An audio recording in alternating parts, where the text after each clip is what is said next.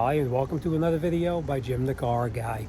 Today's video, we already actually did this job, but I just want to explain to you what the problem was. Here we have a 2008, it's a Hyundai Santa Fe. The problem was we had insufficient cooling. After we put the gauges on it to check what the pressure was, we find out that the high side pressure was around 100 pounds and the low side pressure was about 55 pounds. Now, anybody who knows about air conditioning knows that the low side pressure has to be around 35 pounds of pressure, depending on the temperature, and the high side needs to be about 200 pounds of pressure. But in this case, high side was low side was high, and it could be a couple of different things. The most common problem with it is going to be the expansion valve is bad. The expansion valve stays partially open, and what happens is the pressure then reduces on the high side and it increases on the low side.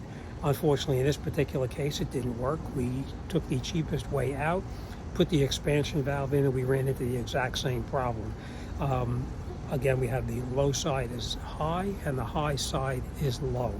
So the only other thing it can be is it's going to be a restriction in the system, or it possibly has to be a failure in the compressor.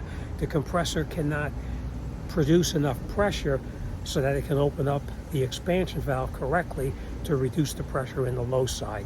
I hope that makes sense to you. Well, anyhow, what we had to do is we wound up having to change the compressor, and anybody who knows anything about air conditioning knows that if you want to get a warranty on an air conditioning compressor, you also have to change the receiver dryer too, because it actually builds up a lot of debris in it. And on this particular vehicle, the receiver dryer is built in to the condenser itself, so we wound up having to change the compressor and the condenser, which then had the receiver dryer in it. So now after putting it back together and filling it up and road testing it, the pressure is actually just where it belongs now. It's about 200 pounds on the high side and about 35 pounds on the low side. And again, it depends on the outside air temperature. All right, so let me turn you around and I'm going to show you what we had to do and how we got this job done and finally got it completed. All right, this particular vehicle is a little more difficult than most of them. Most compressors are usually in a fairly accessible position. This one is not in an accessible position. This one we had to go underneath the vehicle. We had to disconnect the subframe, lower the subframe down, then we had to disconnect the engine mount and jack the engine up so we could get the compressor out. I know it sounds a little bit difficult, but with a couple of floor jacks, it's really not as bad as it sounds. And as far as the condenser itself, you do have to take the front bumper cover off to gain access to the condenser. All right, so let me turn you around. Let me show you what we did, and then we'll come back and we'll finish this off. Okay, so this is under the hood, and as you can see, the condenser is right inside there. I'm sure you can see it in there. So what we needed to do is we needed to get that condenser out. Now, the only alternative you have is one, you can come in here and try and get it out this way, but as you can see, getting it out this way is a little bit tight. So what we do is we come up underneath here, we take the bumper cover off of the truck itself, we disconnect all of these screws, and all of these little screws here, we pull these little push pins out, and then we take out these 10 millimeters here, here, and the same thing on this side over here as well.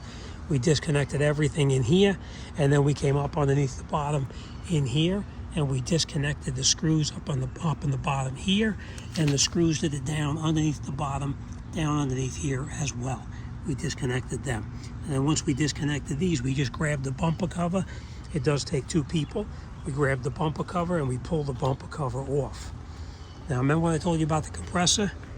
I don't know if you're going to be able to see it down there. I know it's a little bit dark, but that's the compressor down there. And as you can see, it really is kind of tight to get that compressor out of there. All right, so one way you can do it is we took this cover off right up on top right here, took the cover off of the vehicle.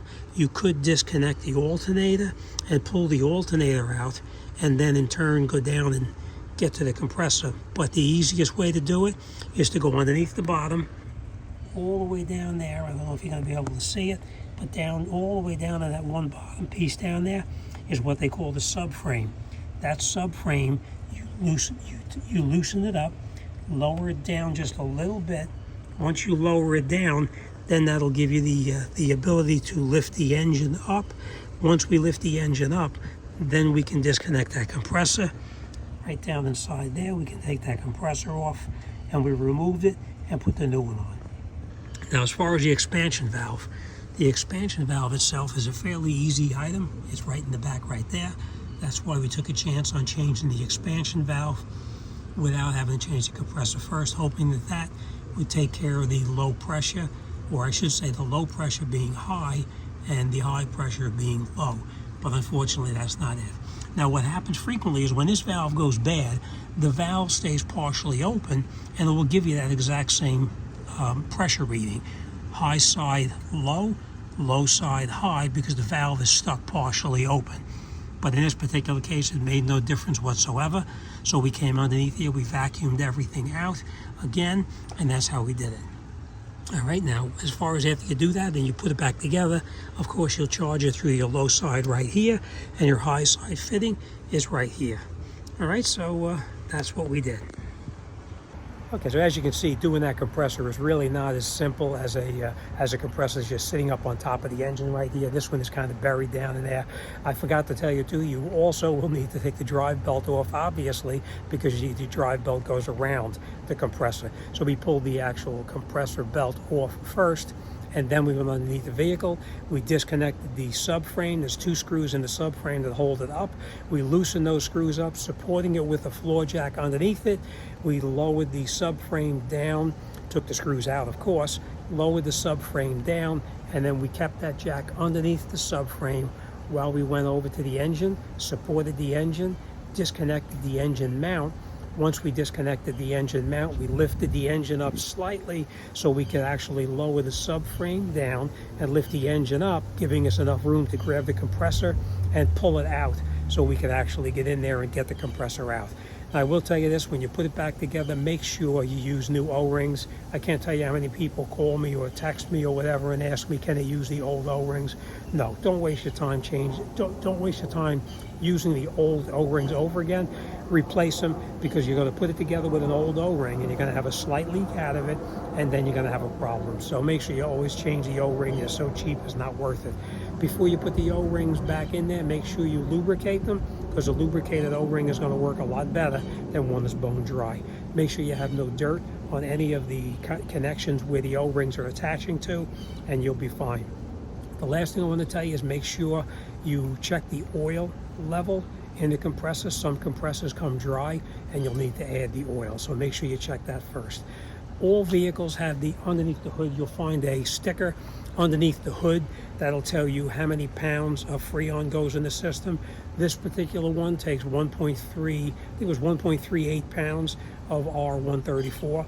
So make sure you use the correct Freon and make sure you put the right level in. Remember, adding too much Freon is just as bad as having not enough Freon. It's very important that you put in the accurate amount. All right, but that's it. This job is done. All right, so it's really not a simple one. All right, so this job is done, and we're on to the next one. And just so you know, I road tested it to make sure it works properly, and it works absolutely perfect.